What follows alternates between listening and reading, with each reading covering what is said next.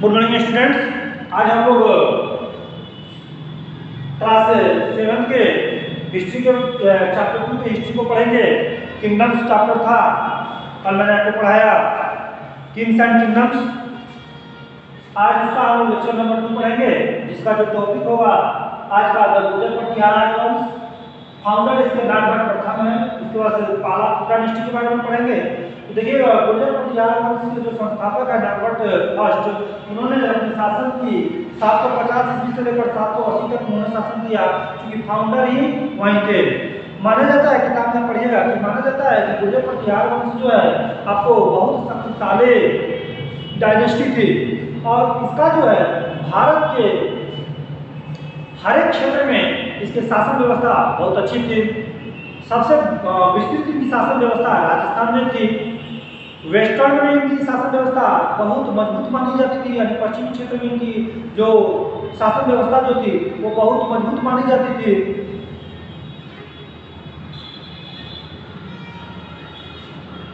उसके बाद में इसमें दिया गया किताब में कि इन्होंने गुर्जर पटियाला वंश की रक्षा और भारत की भी रक्षा, बाहर से जो आक्रमणकारी जो तुर्की थे, अफगानी थे,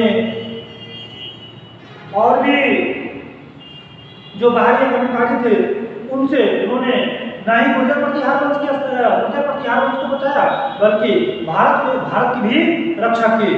उसके बाद से आप देखिएगा कि नागभट्ट प्रथम जो थे, the long time of powerful rulers of this dynasty include, इस डायनेस्टी के जो सबसे मजबूत राजा थे उसे नागभट्ट प्रथम का नाम दिया गया है, क्योंकि नागभट्ट प्रथम ने ही गुर्जर पटियाला वंश की स्थापना की। तो 750 ईस्वी से लेकर 780 ईस्वी तक उन्होंने शासन किए। और उसके बाद से इसमें जो और राजा है, जैसे वत्सराज है, मिहिर भोज है। मिहिर भोज ने शासन किया, आपको 836 से लेकर 890 तक मिहिर भोज ने शासन किया। The most prominent among them, Mihir Bhoj भी एक बहुत महत्वपूर्ण और शक्तिशाली राजा थे इस वंश के। Established the large empire in north India, इन्होंने नॉर्थ इंडिया में यानी उत्तरी भारत में इन्होंने बहुत बड़े साम्राज्य की स्थापना की थी। पता है, with Kannauj as his capital. उस समय जो नॉर्थ में मिहिर भोज ने अपने राज्य की स्थापना की, तो उस समय उनकी राजधानी कनौज थी। He issued silver coins bearing the emblem of Varsha and incarnation of Lord Vishnu. वरा है, सॉरी इसमें वरा दिया है। ही इशूड सिल्वर कॉइन, इन्होंने चांदी के सिक्के को चलाया, और उस पर जिस चीज का अंकन था, जिस चीज का चित्र था, उसमें उस चीज का नाम था वरा। ये वरा जो है भगवान विष्णु के अवतारों में से एक है। वरा अवतार भगवान विष्णु के और 10 अवतारों में से एक को माना गया है, ठीक है ना। He also assumed the title of आदि वरा, और उनको आदि वरा का भी टाइटल मिला था। किसको? नाम ये मिहिर भोज को। Al Masudi, a foreign traveller, wrote extensively about the, एक राइटर था, इसका नाम था अल मसूदी। अल मसूदी ने मिहिर भोज के बारे में लिखा है, और उसकी शक्तियों के बारे में भी अपने पुस्तक में लिखा है। क्योंकि मिहिर भोज आपको गुर्जर पटियाला वंश से आते थे, इसलिए गुर्जर पटियाला वंश के अंतर्गत अल मसूदी ने मिहिर भोज के बारे में अपने पुस्तक में विस्तृत व्याख्या किया है। They were great patrons of learning and literature. Mihir भोज जो थे साहित्य के क्षेत्र में पैटर्न ऑफ लर्निंग, ये देखिए, ये तो साहित्य को जानते ही थे, संगीत में भी, और कई क्षेत्रों में मिहिर भोज की काफी अच्छी रुचि थी। राष्ट्रकूट ये है Rajashekhara, the famous Sanskrit poet. उस समय उनके यहाँ राज्य में जो एक बहुत बड़े कवि रहते थे, जो संस्कृत के बहुत बड़े जानकार थे, जिनका नाम था Rajashekhar, was patronated by the Pratihara ruler. उन्होंने राजशेखर एक प्रसिद्ध कवि थे, संस्कृत के प्रसिद्ध कवि थे गुर्जर पटियाला वंश में। उन्होंने गुर्जर पटियाला वंश के बारे में अपने पुस्तक में अच्छे से व्याख्या किया है। अब हम लोग पाला डायनेस्टी। इस डायनेस्टी के संस्थापक गोपाल थे और 750 ईस्वी में गोपाल ने पाल वंश की स्थापना यानी नींव डाली, बंगाल में पाल वंश की नींव डाली। चलिए, the Pala empire was established by Gopala around 750 his kingdom extend over the state of present day Bengal. आज जो प्रेजेंट डे बंगाल है वहीं पर उन्होंने अपने किंगडम की यानी राज्य की नींव डाली। Bihar, part of Odisha and Nepal, और इनके किंगडम का कुछ हिस्सा बिहार में पड़ता था, नेपाल में भी इनके किंगडम का हिस्सा पड़ता था। They fought many wars with the Gurjara Pratihara and Rashtrakuta. उन्होंने बहुत सारी लड़ाइयाँ लड़ी गुर्जर प्रतिहार वंशों के साथ और राष्ट्रकूट वंश के साथ भी इन्होंने बहुत सारी लड़ाइयाँ लड़ी। The Pala dynasty expanded their political boundary under Dharmapal and his son Devpal। पाला डायनेस्टी जो थी वो महान राजा धर्मपाल और उसके पुत्र देवपाल के अंतर्गत जो थी, उन्होंने अपने राज्य की बहुत बड़ी विस्तार की, अपने राज्य का बहुत बड़ा विस्तार उन्होंने किया। आगे Their empire included Kannauj, Orissa, Bihar, Assam and north India. उनके एम्पायर में जो ये राज्य आते थे, कन्नौज था, उड़ीसा था, बिहार था, असम था और नॉर्दर्न इंडिया था। According to the Tibetan Chronicles में होता है जानकार विद्वान। According to Tibetan Chronicles, the Pala were patterns of Buddhist learning, literature and education।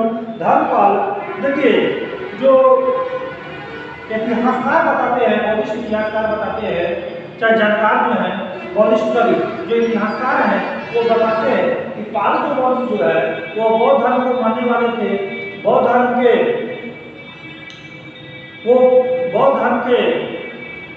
पुस्तकों में वो रुचि रखते थे, ठीक है ना। बौद्ध धर्म के पुस्तकों में वो रुचि रखते थे, उनके कार्यों में, धर्मों में वो रुचि रखते थे।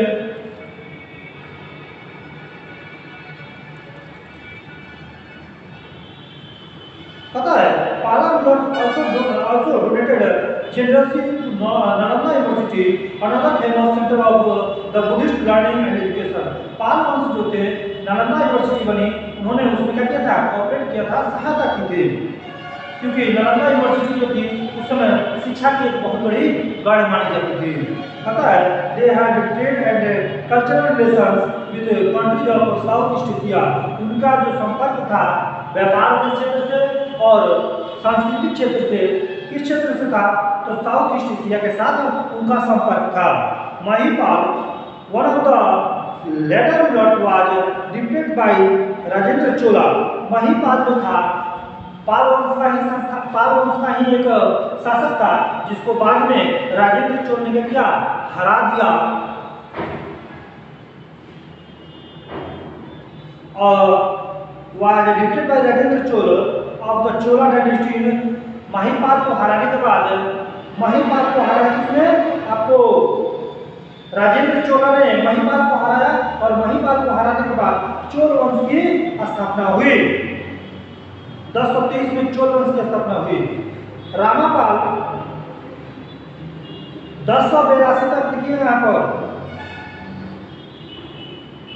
क्या है, रामापाल 1082 से लेकर 1124 तक रहा। Was the last known king of dynasty. देखिए चोला डायनेस्टी की स्थापना हुई, ठीक है ना, महिपाल को हराकर चोला डायनेस्टी की स्थापना हुई। लेकिन इसमें बताया गया है कि रामापाल जो था, रामापाल जो पाल शासक था, पाल का ही एक शासक था। ये नहीं है कि सारे जगह से आप हरा दीजिए, देखिए सारे जगह से नहीं आते। मान लेते हैं यहाँ का एक शासक बना महिपाल, दूसरे जगह का दूसरा रहा, तो फेमस शासक रहा महिपाल जो था, फेमस शासक था जिसको हराया राजेंद्र चोल ने और चोल वंश की स्थापना की। लेकिन रामपाल जो था 1082 से लेकर 1124 तक रहा, जो कि लास्ट पाल डायनेस्टी था, माने लास्ट पाल शासक था।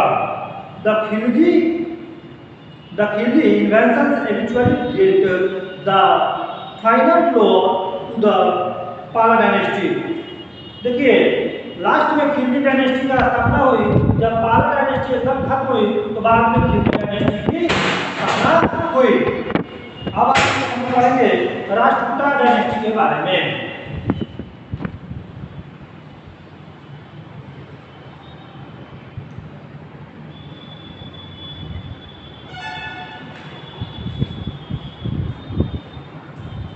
देखिए राष्ट्रकूट डायनेस्टी की स्थापना जो थी उसमें उस डायनेस्टी की स्थापना दंती दुर्ग ने किया। दंती दुर्ग ने किया। उसी दंती दुर्ग को हम लोग दंती वर्मन भी कहते हैं। द वर्ड राष्ट्र इन संस्कृत मीन्स टेरिटरी। राष्ट्र का मतलब संस्कृत में होता है टेरिटरी होता है। वाइल कुटा मीन्स चिफ्टियंस, यानी चिफ्टियंस का मतलब जागीरदार होता है, ठीक है ना। अर्थात ये कह सकते हैं कि एक जो है बड़े जागीरदार या शासक, ठीक है ना, के द्वारा जब किसी दूसरे राष्ट्र को हराकर, दूसरे राज्य को हराकर अपनी शासन व्यवस्था इन्होंने एस्टेब्लिश की, तो यही चिफ्टियंस, यही जो जागीरदार थे, इन्होंने अपने आप को राष्ट्रकूट के रूप में घोषित किया। और इसके संस्थापक, राष्ट्रकूट राजवंश के संस्थापक आपको थे दंती दुर्ग। पता है कि prior to acquiring the status of ruling dynasty in Deccan, the Rashtrakuta were the vassals of the Chalukya in central India. The dynasty produced many famous warriors and efficient administrators। देखिए राष्ट्रकूट डायनेस्टी जो थी वो एक कह सकते हैं कि बहुत बड़ी डायनेस्टी थी। इसके डायनेस्टी में बहुत सारे योद्धा थे। इसके डायनेस्टी में बहुत सारे वीर, महान और शिक्षित योद्धा थे। शिक्षित योद्धा का वीर, महान और जो इनके क्षेत्र में, जो इनके राज्य में शिक्षित जो मंत्री हुआ करते थे, उनकी सहायता से इन्होंने क्या किया, अपने राज्य का विस्तार किया, अपने राज्य को आगे तक लेके गए। इनकी जो एडमिनिस्ट्रेशन थी, इसी एडमिनिस्ट्रेशन में मैंने बताया चाहता था, इसी एडमिनिस्ट्रेशन में कुशल और शिक्षित मंत्रीगण हुआ करते थे, जिसके योग्य शिक्षा से, यानी अच्छी शिक्षा के आधार पर वो अपने राज्य को अच्छी तरह से चलाया करते थे। पता है कि मालखेड़ और Manekhed near modern Solapur in Maharashtra was the capital of Rashtrakuta. Malkhed और मानेखेड़ जो है वो आज सोलापुर, नियर मॉडर्न सोलापुर, जिसको हम आज सोलापुर के नाम से जानते हैं, इन महाराष्ट्र, जो कि महाराष्ट्र में थी, वो किसकी राजधानी थी? वो राष्ट्रकूटों की राजधानी सोलापुर उस समय थी। They found many parts with Gurjara Pratihar, the Chalukya of Bengi, the Palwas of Kanchi and the Pandyas of Madurai। इन्होंने बहुत सारी लड़ाइयाँ लड़ी, किसके साथ? गुर्जर प्रतिहार वंश के साथ, चालुक्यों के साथ, पालवा के साथ, पल्लव डायनेस्टी के लिए पालवाज के साथ और पांड्य शासकों के साथ इन्होंने बहुत सारी लड़ाइयाँ लड़ी। पता है कि gradually large sects of Maharashtra, Gujarat and Malwa came to be included in the Rajput Empire। ठीक है ना, बहुत सारी लड़ाइयाँ लड़ने के बाद महाराष्ट्र का बहुत बड़ा क्षेत्र इनके हाथ में, यानी इनके अंतर्गत आ गया। गुजरात और मालवा भी इनके ही हाथ में आया। ये लड़ाई करते थे। महाराष्ट्र का बहुत सारा क्षेत्र इनके हाथ में था, गुजरात का भी क्षेत्र इनके हाथ में था, मालवा का भी क्षेत्र इन्हीं के हाथ में था। The Rashtrakuta ruler in Deccan lasted till the end of the 10th century। यानी राष्ट्रकूट शासकों का जो राष्ट्रकूट शासक जो थे वो डेक्कन में 10वीं शताब्दी के अंत तक शासन किए। गोविंद तृतीय 793 से लेकर 814 तक रहा। पता है अमोघ वर्षा जो 814 से लेकर 878 तक रहा। एंड कृष्ण तृतीय जो 934 से लेकर 963 यानी 934 से लेकर 963 तक ये डेक्कन के क्षेत्र में इनका शासन रहा। Way the most famous among the Rashtrakuta ruler. ये जो थे, ये राष्ट्रकूट शासक जो थे, ये इन राष्ट्रकूट शासक में इन तीनों का नाम जो है बहुत फेमस है। ये शासक थे। The rock cut cave temples at Ellora and Elephanta in modern day Maharashtra. Ellora और एलिफेंटा की जो आप गुफाओं का नाम जानते हैं, जो कि महाराष्ट्र में है, वो राष्ट्रकूट शासकों के द्वारा ही बनाया गया था। Now two of the UNESCO world heritage, आज जो कि यूनेस्को हेरिटेज में यानी जो विरासत होती है, ये जो धरोहर है यूनेस्को में आज शामिल है। ये हमारी जो धरोहर है, आज ये धरोहर यूनेस्को में शामिल है।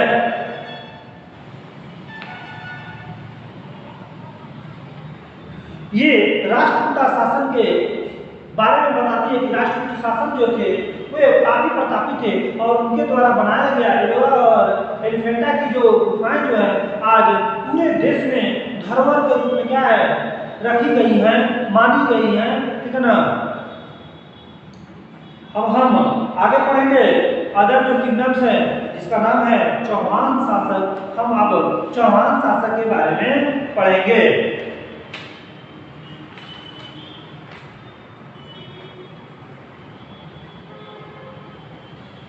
The Chauhan were the last prominent Indian dynasty of North India.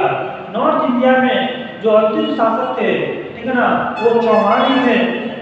The Chauhan और चामान डायनेस्टी, चौहान और चामान दोनों एक ही हैं। चौहान और चामान दोनों एक ही हैं। इसी को हम लोग राजपूत भी कहते हैं। चौहान और चामान दोनों एक ही हैं। The Chauhan or Chauhan dynasty of Ajmer was established in 11th century. Chauhan शासक जो थे उन्होंने अपनी शासन व्यवस्था की नींव 11वीं शताब्दी में अजमेर में डाली। Before coming to power, they were vassals of the Gurjar Patihar। Chauhan वंश के बारे में हम लोग लेक्चर 2 में फिर से पढ़ेंगे। Thank you.